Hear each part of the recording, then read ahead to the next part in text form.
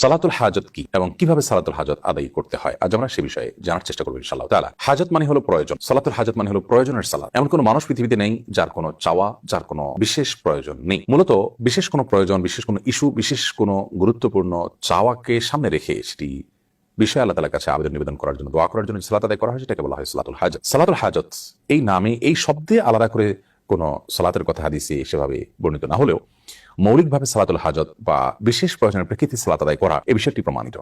আপনার কোনো বিশেষ চাওয়া আছে, বিশেষ কোনো নিবেদন আছে, আবেদন আছে আল্লাহ তাআলার কাছে, বিশেষ কোনো প্রয়োজন আছে যেটি পূরণ হওয়া দরকার, এটি পূরণ হওয়ার জন্য আপনি বিশেষভাবে সালাত আদায় করবেন, এটি প্রমাণিত। কোরআন কারীমে আল্লাহ তাআলা বলেছেন ওয়াস্তাঈনু বিস-সাবরি ওয়াস-সালাহ, তোমরা সবর এবং সালাতের মাধ্যমে আল্লাহ তাআলার কাছে সাহায্য প্রার্থনা করো। যে কোনো ইস্যুতে সাহায্য প্রার্থনা করার ব্যাপার থাকতে পারে, সেখানে আমরা সালাত আদায় করে সাহায্য প্রার্থনা করব। এটাই হলো প্রয়োজনের মুহূর্তের সালাত।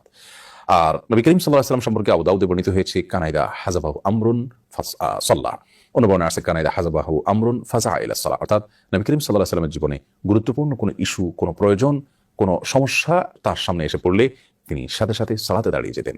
সালাতের মাধ্যমে আল্লাহ তাআলার কাছে আশ্রয় প্রার্থনা করতেন, প্রয়োজন পূরণের জন্য দোয়া করতেন।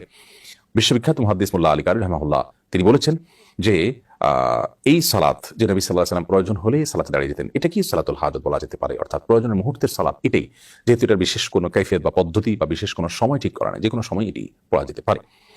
যদিও সালাতুল হাজতের একটি আলাদা ফরম্যাট বা ভিন্নতর একটা ফরম্যাটের কথা তিরমিজির একটি বর্ণনা বর্ণিত হচ্ছে, সেই বর্ণনাটি মুহাদ্দিসদের মূল্যায়ন, অনেক মুহাদ্দিসদের মূল্যায়ন অনুযায়ী সেটি সহিহ বা বিশুদ্ধভাবে বর্ণিত নয়, বরং সেটি সনদ নিয়ে অনেকে আপত্তি তুলেছেন, সেটি দুর্বল বলে বলেছেন। তো সেই বিশেষ পদ্ধতিটা যেটি দুর্বল হাদিসে বর্ণিত হয়েছে সেটা আমরা জানিয়ে রাখছি। সেটি হলো এরকম যে আপনি কোনো প্রয়োজন পূরণের জন্য সুন্দর করে উত্তম ওযু করে এরপর 2 রাকাত সালাত আদায় করে তারপর আল্লাহ তাআলা প্রশংসা করে নবী সাল্লাল্লাহু আলাইহি ওয়াসাল্লাম দরুদ পাঠ করার পর একটি দোয়া পেশ করবেন। দোয়াটি হলো লা ইলাহা ইল্লাল্লাহুল হালিমুল কারীম সুবহানাল্লাহি রাব্বিল আরশিল আযীম আলহামদুলিল্লাহি রাব্বিল আলামিন আসআলুকা মুজিবাত রাহমাতিক ওয়া আযাইমা মাগফিরাতিক ওয়াল গনিমাতা মিন কুল্লি বির ওয়াস সালামাতা মিন কুল্লি ইথম লা তাদা লানা যামবান ইল্লা গফারতা ওয়ালা হাম্মান ইল্লা ফাররাজতা ওয়ালা হাজাতান হিয়া লাকা রিদান ইল্লা কাদাইতাহা ইয়া আরহামার রাহিমিন। এই দোয়াটি শব্দের কিছুটা হেরফের সহকারে ভিন্নতরভাবে বর্ণিত হয়েছে, মূল জিনিস একই, যে কোনটা পড়লেই মূল উদ্দেশ্য হাসিল হতে পারে। দোয়াটির অর্থটা খুব চমৎকার। সেটি হলো আল্লাহ ছাড়া সত্যিকারের কোনো মাবুদ নেই, যিনি হালিম, যিনি কারীম, যিনি মহাধৈর্যশীল, যিনি মহাকরুণা অধিকারী।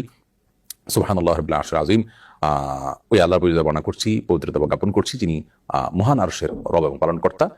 প্রশংসা করছি ওই আল্লাহর, যিনি সকল জগৎসমূহের পালনকর্তা।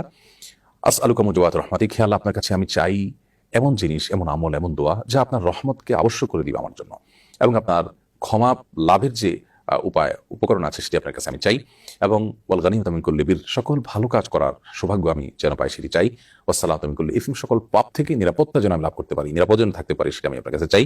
লা তাদা লানা যামবান ইল্লা গফারতা, আল্লাহ আমার এমন কোনো পাপ যেন না থাকে যা আপনি মাফ করেননি, ক্ষমা করেননি, অর্থাৎ